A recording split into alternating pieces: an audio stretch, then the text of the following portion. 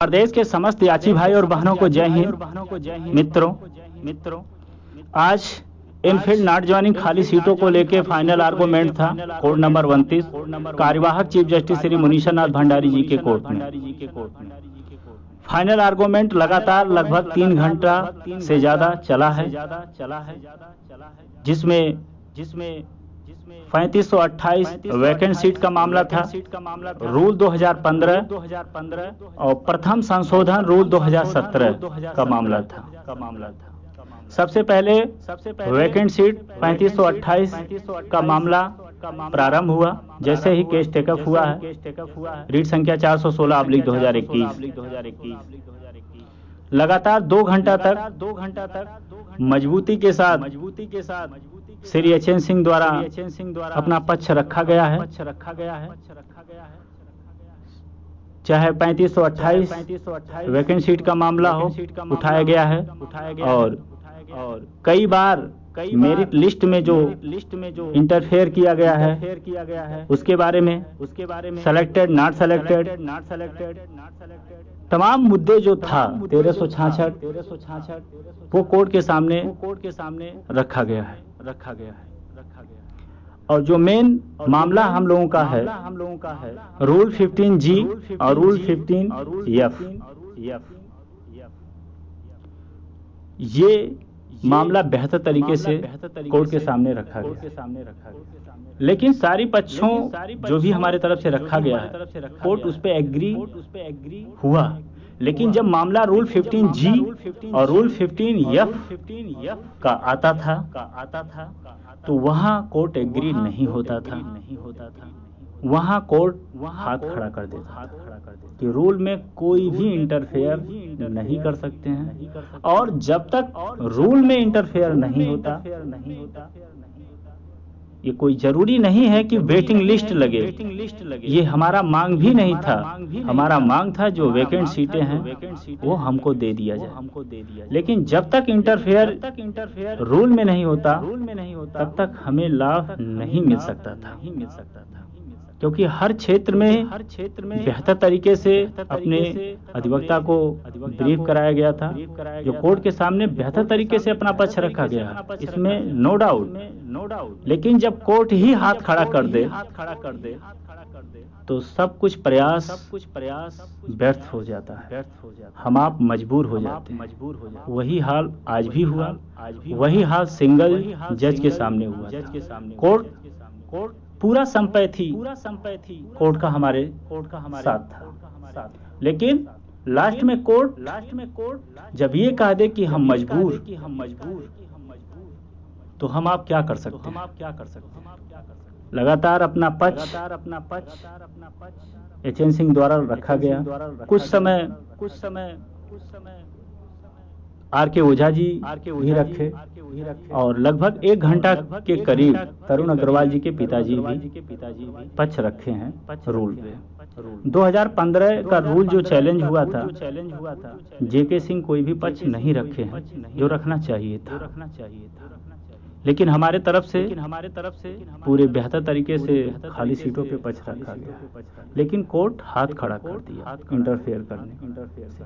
मतलब हमें साफ शब्दों में कह सकते हैं कि जो हमें कोई टीपा टपड़ी नहीं करना चाहिए इस पे कोर्ट पे, लेकिन ये मेरा खुद का सोच है, मानना है कि कहीं ना कहीं ये हाई कोर्ट के अधिकार क्षेत्र से बाहर था हमारा मामला, हमें कह सकते हैं। जो हमने लगातार 3 घंटा तक कोर्ट में समय बिताया, आज सुना देखा, रिस्क लिया गया। प्रीतम पासवान भी थे अंदर, हम भी थे अंदर, अजीत यादव जी बाहर थे। जो हमें कोर्ट में पूरा समय बिताने के बाद ये लगा, तो जब अधिकार क्षेत्र से बाहर है तो फिर हमारा जो प्रयास किया गया उसका निर्णय हमें नहीं मिल पाया। मेन कारण ये है। अब इस पे कौन क्या टीपा टपड़ी करता है वो अलग की बात है। ये सही बात है, एकदम सच्चाई के साथ आप लोगों को अवगत कराना।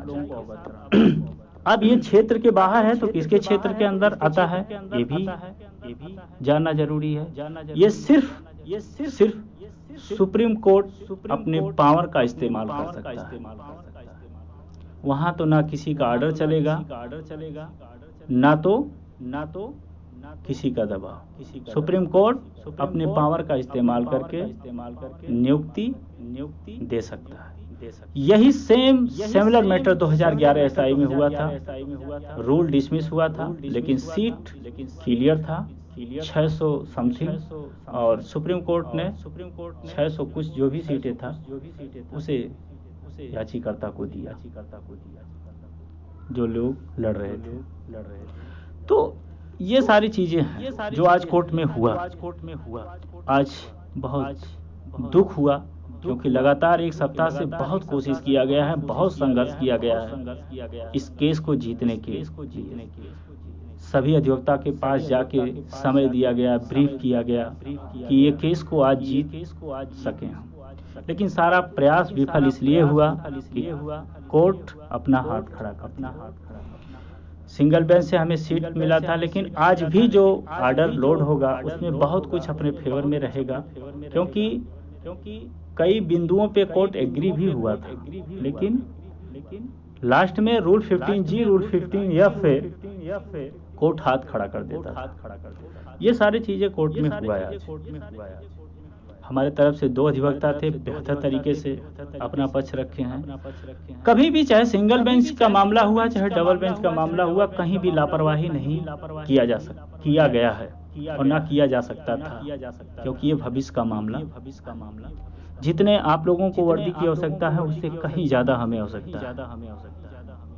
लेकिन सब कुछ अपने हाथ में नहीं होता है। जो होता है वो कोशिश संघर्ष वो किया गया है, उसमें कहीं भी किसी स्तर पे लापरवाही नहीं बरता गया है। परिणाम अपने हाथ में नहीं था तो नहीं मिला, लेकिन ऐसा नहीं है कि ऐसा भविष्य में होगा। हम आशावादी सोच के हैं, हम अंत तक लड़ाई लड़ेंगे और एक भविष्य में बेहतर लड़ाई लड़ेंगे, जरूर इतिहास बनाएंगे। आज हमारे तमाम याची भाई बहन के माता पिता गुरजन काफी दुखित होंगे, क्योंकि बहुत आशा था। इस बेरोजगारी में आशा का किरण जब दिखाई देता है और उसके बाद निराशा होता है तो अपार क्षति अपार दुख होता है। लेकिन मित्रों, हम इस दुख के साथ जिएंगे और जरूर वर्दी हासिल करेंगे, ये आपको विश्वास दिलाना चाहता हूँ। आगे लड़ाई और बेहतर तरीके से लड़ा जाए, क्योंकि इसमें कुछ लोगों के भविष्य की बात नहीं है, इसमें बहुत लोगों के भविष्य की बात है। इसमें व्यक्ति विशेष का मामला नहीं है, इसमें बहुत लोगों के भविष्य की बात है। तो बहुत कुछ आज नहीं कहना है, क्योंकि बहुत दुख है, बहुत क्षति हुआ है और अपार दुख है, जिसे हम शब्दों से व्यक्त नहीं कर सकते। क्योंकि जो प्रयास किया गया था, जिस लगन से कोशिश किया गया, मेहनत किया गया, उसमें आज सफलता इसलिए नहीं मिला क्योंकि जज साहब हाथ खड़ा कर दिए।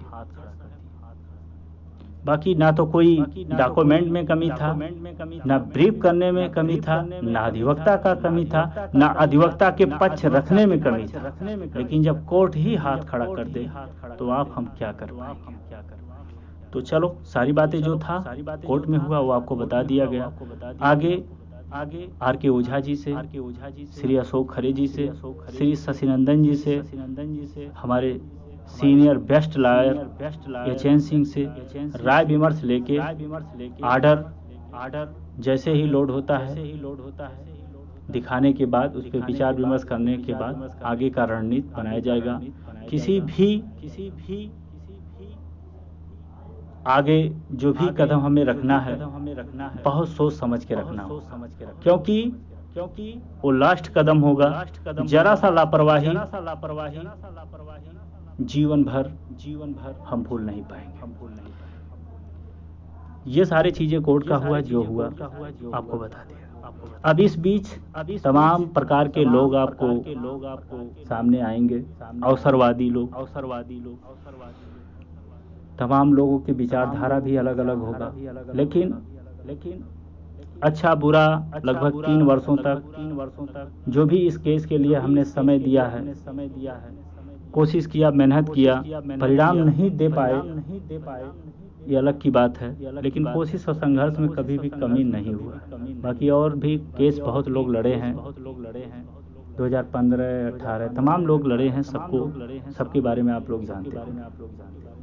तो बहुत कुछ अब नहीं कहना है, कोई भी दोषारोपण किसी पे नहीं लगाना है, लेकिन ये जरूर कहेंगे हम कि आगे लड़ाई हम लड़ेंगे, और इस लड़ाई में न तो हमें अकेले जाना पड़े तो भी हम अंत तक जाएंगे, और जरूर वर्दी लेंगे, ये हमारा हौसला है। निराशा जरूर हाथ मिला है, आज निराश हैं, लेकिन हम आशावादी सोच के हैं, हम जरूर वर्दी को हासिल करेंगे, ये हमें पूर्ण विश्वास है, ये हमें भरोसा है। इसी शब्दों के साथ विराम लेते हैं। जय हिंद।